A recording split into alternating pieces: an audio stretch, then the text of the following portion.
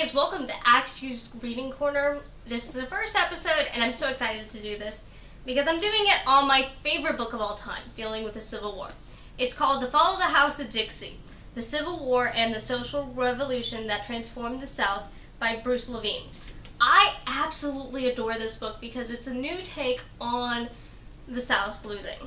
It's a new take on what the South was thinking during the war, and it brings a really unique perspective, and I really like Levine's work. Of course, this is going to be a historical book. It's historical nonfiction, and he does it through a very unique way of doing it between a mix of diary, letter, newspaper articles, government documents, interviews from the time, and he paints a very unique picture of what the South was. And I like how he plays on Fall of the House of Usher. Of course, this is your opening shot of the book.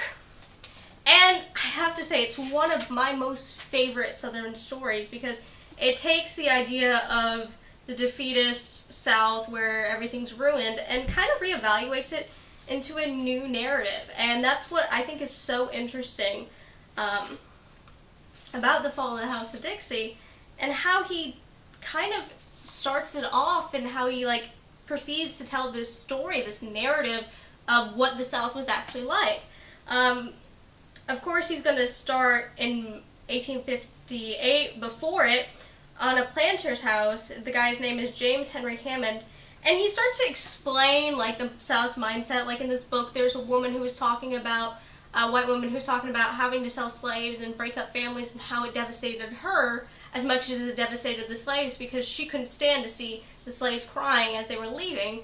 But she didn't understand that the reason why they were crying is because they never were going to see their family again, and it was a very unique take on what we see a lot of times in narratives of the Civil War. My only criticism of this book probably is I kind of would like to have seen a Northern reaction to some of the Southern statements, but there really isn't one, and I can't even criticize that too much because there probably isn't many dealing with the diaries and letters and stuff because that is so personal. But it is an amazing book. Let me look through it. Give me a second, because there actually is something I wanted to quote from this book. I forgot to mark it before I started. Let's see. And he explains exactly the divides in the Civil War too between the states and what the House of Dixie is. For those of you who aren't familiar with American history, House of Dixie refers to the South, and the House of Dixie was built on the back of cotton, King Cotton.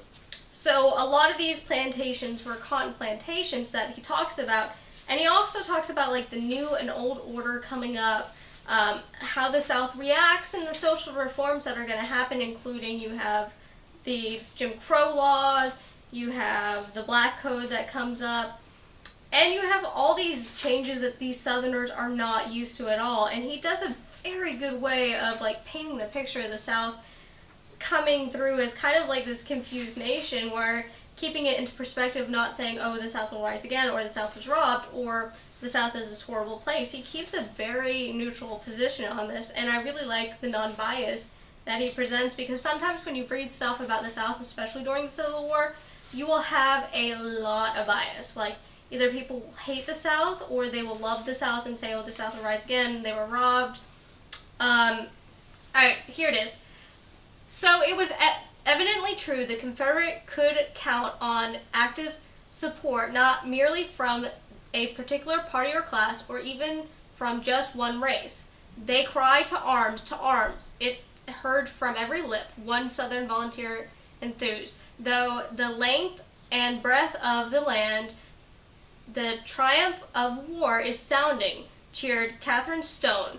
From every hamlet, a hamlet is a small area, and village, from city and county, men are hurrying by the thousands, eagerly to be led to battle against Lincoln's hordes. That's a very important part of the book because he focuses on the Confederates' reaction to the election of Lincoln, what they think of the Northern armies, and why they think the North is actually fighting, which is a perspective a lot of times you don't see. And I like how he uses a lot of first-person stories. He includes the people's names, he includes where they're from, he includes what happens to them during the war, so you have a group of people you do follow in this book, even though it is a historical book based around like what's going on. And I have to say, this is probably one of my favorite books. I can't say this enough. It is my favorite book on the South during the Civil War. So I highly recommend checking this out. I can't say enough about this. This is actually the only book I've read by him. I plan on reading a few other ones, but this by far is my favorite. I love this book. I adore this book. It brings a new perspective to my understanding of the Civil War in the South and how they reacted. I can't say enough of it. I love this book. So I definitely suggest you guys check it out and come back for next week's Axew reading corner. I don't know what book I'm going to do next week, but it's probably going to be a little bit more planned out than this one. The reason why I chose this one is just because I really love this book and I can talk about it for hours, but I'm not going to bore you with all the details. And I hope you guys enjoy this. Bye guys!